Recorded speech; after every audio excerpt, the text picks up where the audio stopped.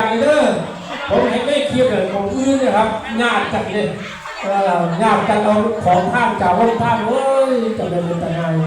แต่บ้านห้องเป็นนะครับเนาะเนื่องจากว่าพอพี่น้องบ้านห้องบ้านยืนบ้านไก่ที่เห็นท่านเราตรงนี้ละทุกคนมีคิดเอาเรื่องใส่นี่ใจสัทธาเนาะบริจาคแล้วกันด้วยเพื่อ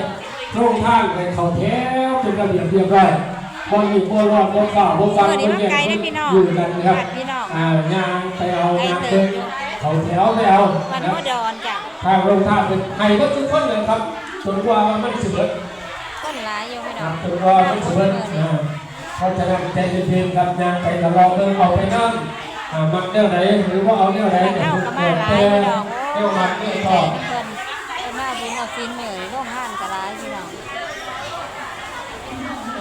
คนรังไหลกันมาบุญเป็นจังบุญเนาะจ้ะเนาะฝากกันได้คนก็ดีคนก็มาหลา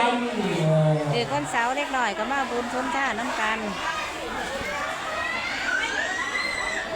เดี๋ยวอาจารย์จากการเกี่ยวเป็นสมาร่วมออกซ่องนั่งเด้อมีมดเด้อรายการเด้อมีกุศลน้ำกัน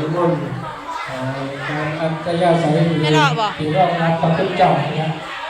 นะครับคุณพี่หรือคุณต้นสลาตามประเดียดอะไร